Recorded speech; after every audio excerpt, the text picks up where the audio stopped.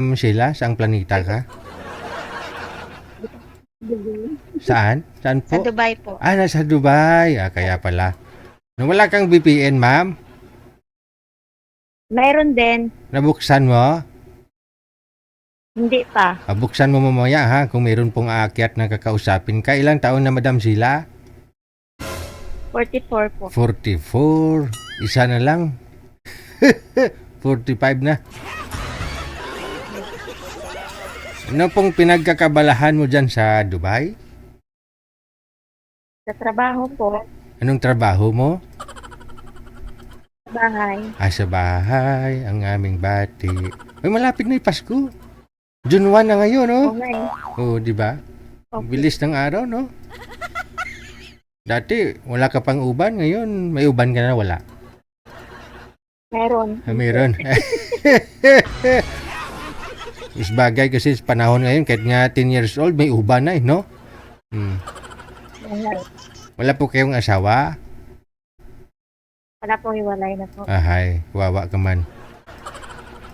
Nung tanungin kita, no?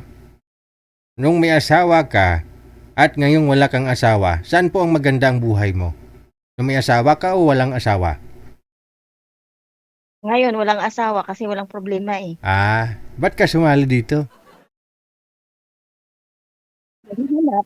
Naghanap mo pangasawa? Gusto mo magka-problema?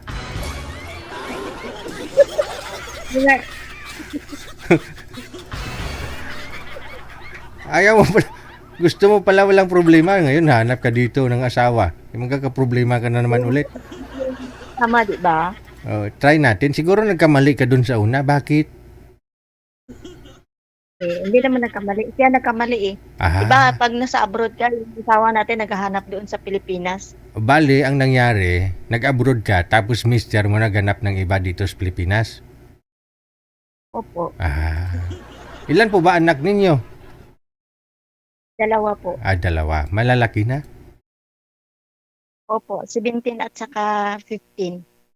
Hindi bata pa, no? Kasi ano pa lang ha, junior high school? Okay. Nakagraduate lang po. Ng junior high school, senior high school na rin, no? Okay. Yung panganay mo, senior high school? Yes. Okay. Hindi pareho sila ng anak kong panganay, senior high school na rin. Kukunin ng anak ko kasi pag college niya, ang kukunin niya, pira ko. Tinanong ko kasi, sabi ko, ano ba gusto mo pag college mo? Anong kukunin mo?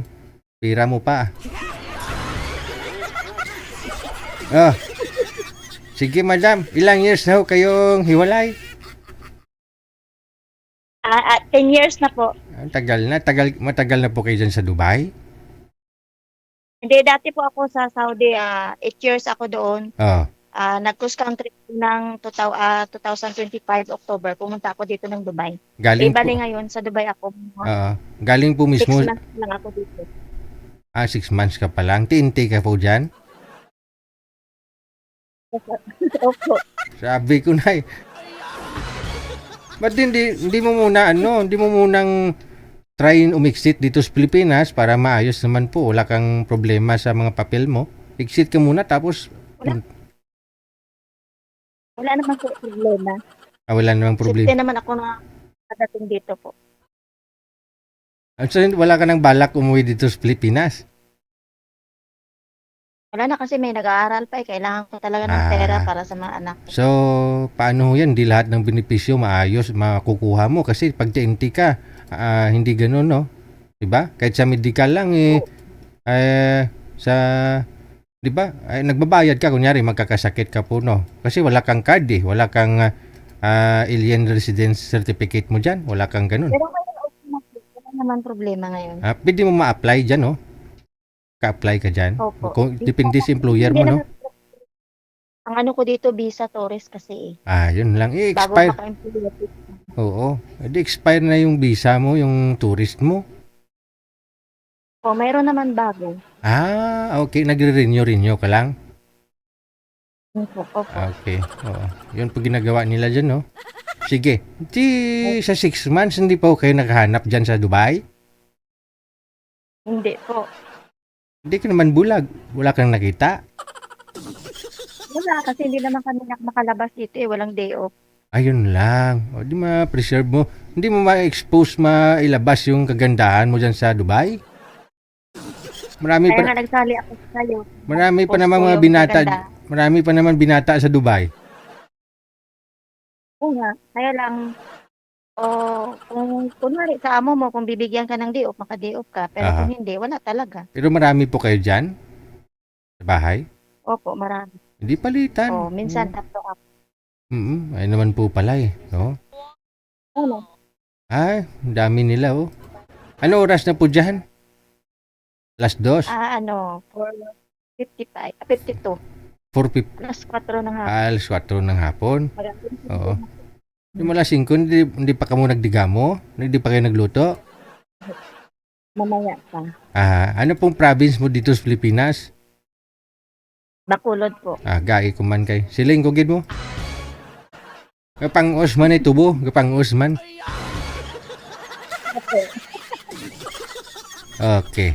Sige. Kasal po kayo ni mister mo? Hindi po. Okay. Sige. Hanap tayo ng lalaking papakasalan ka, ha? Po. Okay. Sige po, hanapan mo ako dyan. Diyan lang muna kayo, ha? Okay. Mula sa Dubai, no? Tubong Bacolod, Negros. Pang Osman Tubo, Mga sir, edad 44 anyos, no? Hindi pa kasal. Kung gusto niya, pakasalan ho siya. No? Kasi nga, doon mo ma-appreciate yung yung honeymoon na tinatawag kapag kasal kayo, di ba? After nyo ng kasal, di ba, nag-honeymoon kayo? Iba ang feeling nun, pakiramdam, siyempre, di ba? Kaysa naman nag-honeymoon muna kayo ng honeymoon, walang kasal.